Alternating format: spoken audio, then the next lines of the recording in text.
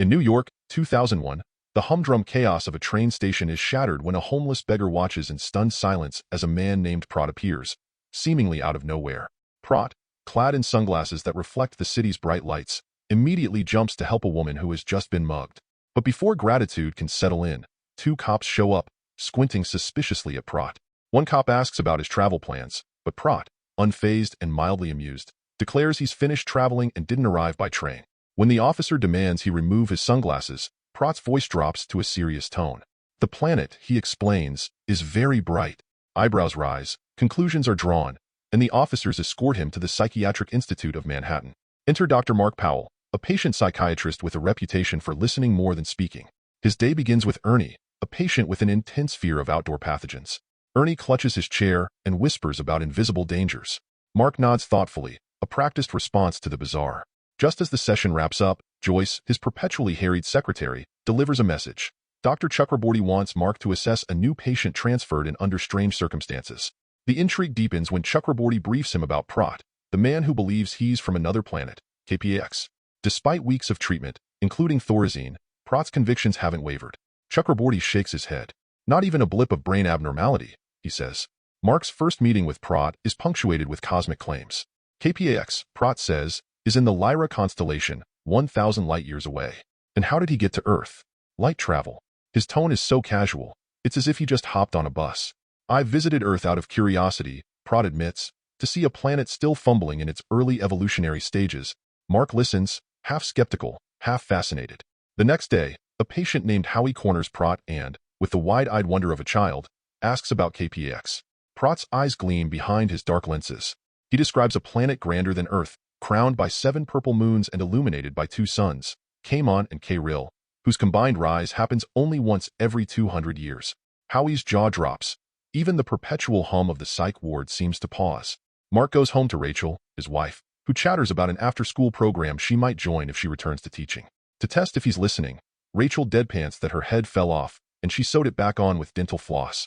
Mark, lost in thought about Prot's interstellar tales, nods absently. Rachel sighs, the disappointment palpable. Determined to dig deeper, Mark shares the recordings of his sessions with Prot at a meeting of his colleagues. They listen, exchanging glances when Prot states he's 337 years old and arrived on Earth nearly 5 years ago. The room concludes with a consensus. Prot is delusional. Medicate him, they advise. But Mark, curiosity stirred like never before, resists the easy path. He opts for more sessions, no drugs. During another session, Mark prods Prot for childhood memories, but expression shifts and the conversation goes towards K-PAX's reproduction process, a clinical, joyless event that requires extreme caution. It's awful, Prot admits, the comedic understatement lost on no one. Suddenly, he scribbles furiously on a notepad. I almost forgot, he mutters. It's customary to document descriptions of the people and places we visit. One day, Prot approaches Bess, a silent, enigmatic patient. When she doesn't respond, Ernie pipes up, explaining she doesn't talk because she fears smoke will escape her mouth. Bess has been in the hospital since childhood after her home burned down. Ernie insists she started the fire, but Howie, ever the corrector, jumps in. It was an electrical fire. Prot's attention shifts to Doris, who remains sequestered in her room, refusing food and conversations. When Prot peers in, he notes a table set for 2. Doris sighs wistfully, admitting she's been waiting for someone for 11 years. Some call it madness, she muses, but I call it romantic. Prot's face softens. We have sunsets on K-PAX too, he says. Our 2 suns rise together once every 200 years. Dr. Chakraborty interrupts Mark's analysis to share a peculiar discovery. Prot is acutely sensitive to white light and can perceive ultraviolet rays. Prot had remarked that Earth's twilight reminded him of K-PAX, where the light of its 2 suns mingles. This revelation leads Mark to draw the blinds during their next session, dimming the room to a comfortable half-light. Prot, for the first time, removes his sunglasses and gazes around, a rare vulnerability softening his gaze. It feels like home, he whispers. Mark asks about family. Prot's response is as unorthodox as expected. On K-PAX, there are no parents in the conventional sense. Children are raised communally. The concept of marriage? Irrelevant. Wives and husbands? Non-existent. There's no government, no laws, no need for them.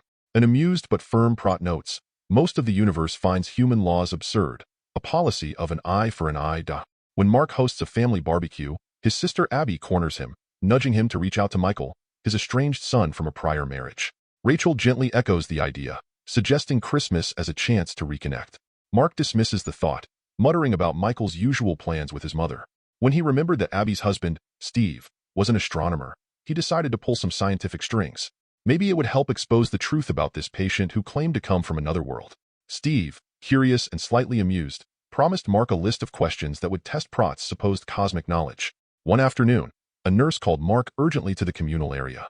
Howie, one of the hospital's more peculiar residents, was sitting with an intense, almost reverent look out the window.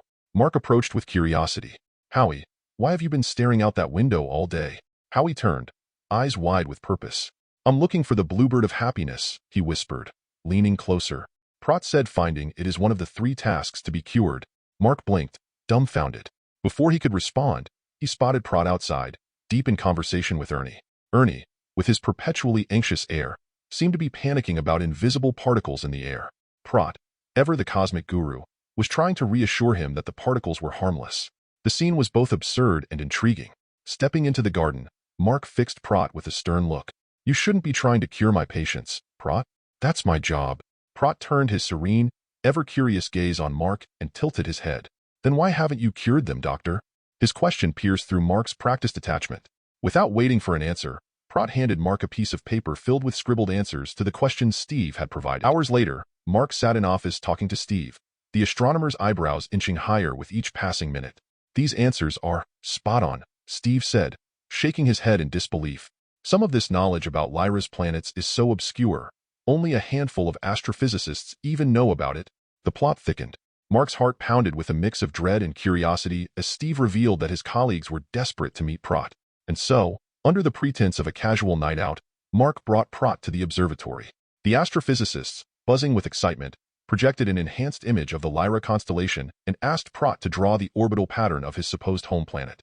Without hesitation, Pratt sketched the intricate diagram, complete with equations that sent the scientists into stunned silence. Verifying his calculations, they exchanged wide-eyed looks. One whispered, This explains the anomalies we've been seeing."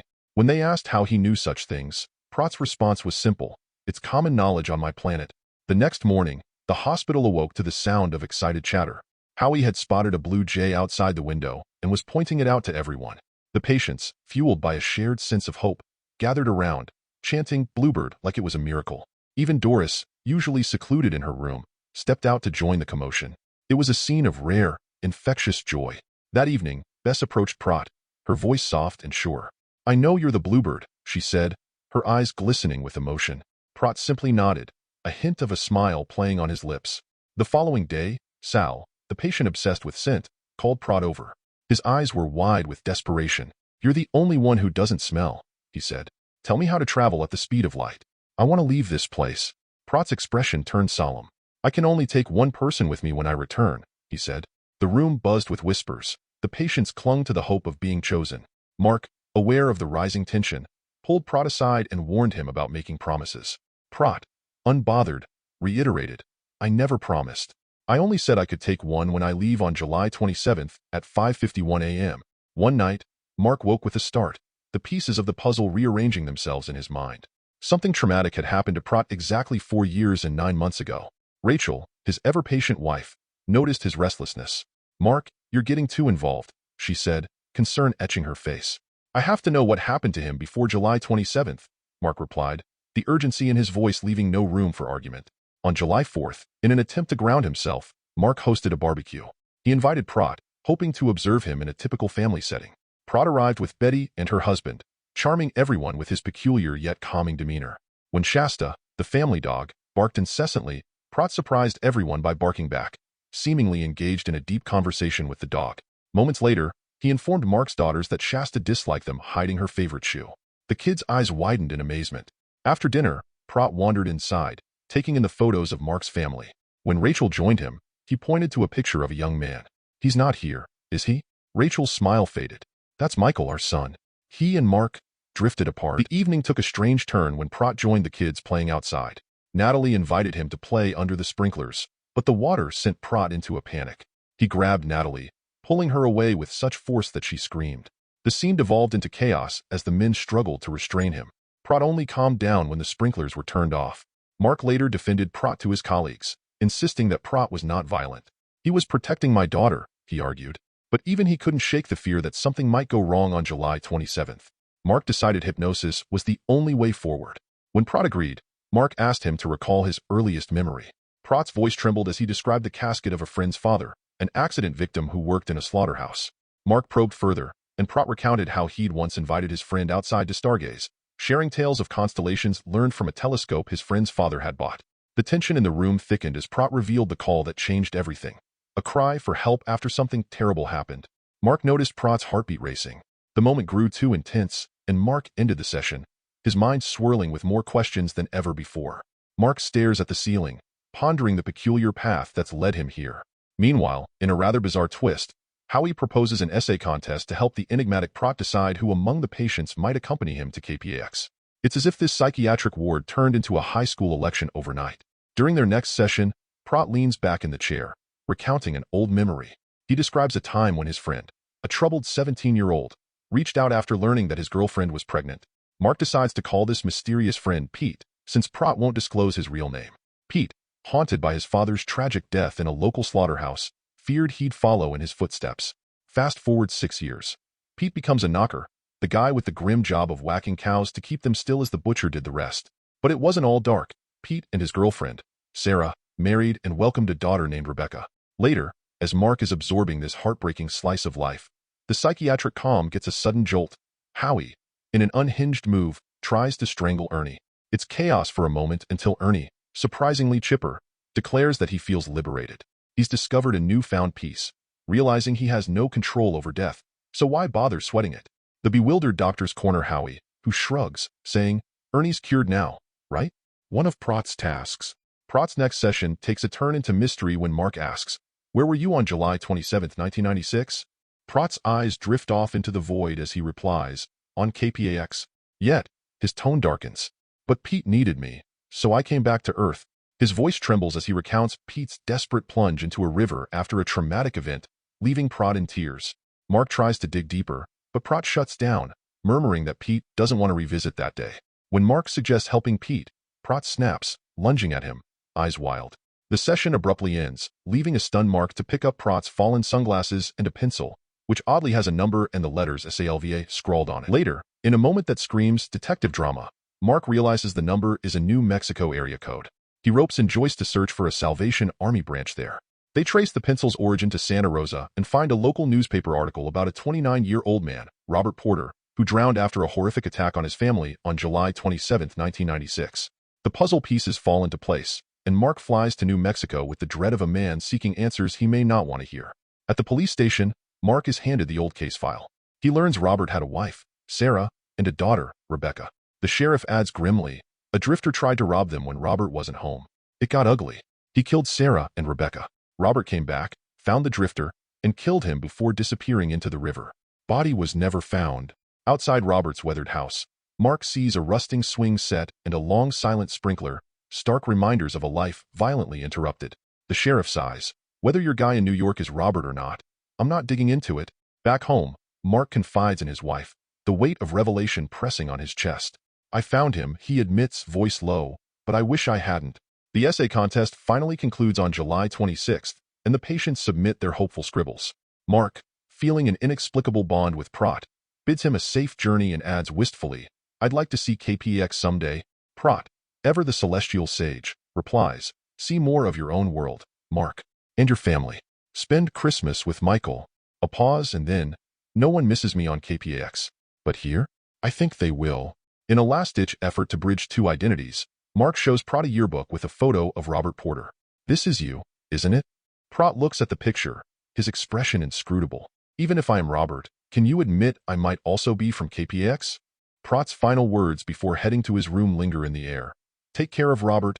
On the night of Pratt's supposed departure, Mark, fueled by both dread and curiosity, stays at the hospital. At 5:48 a.m., the security cameras catch Pratt moving, and then, a static blur. Mark bursts into Pratt's room, only to find him unconscious under the bed, as if something drained the spark out of him. The patients look on, confused, as nurses will Pratt away. Bess is nowhere to be found, save for her essay, "I have no home." The mysterious Pratt remains catatonic, an empty shell of a man. Weeks trickle by. Mark visits, updating the unresponsive Pratt with news. Howie's at the library now. Ernie's becoming a crisis counselor. Bess, still missing. One day, Mark recalls Pratt's cosmic wisdom. The universe expands, contracts, and we repeat our errors. Determined not to, he takes Pratt's advice to heart and reaches out to Michael, ready to make the most of his world. And that's the mysterious journey of K-PAX, a tale where science fiction, psychological drama, and human connection blur the lines of reality and belief. One thing's for sure, this story leaves us with a profound reminder. Sometimes the answers we seek are found not in the universe, but in our own hearts.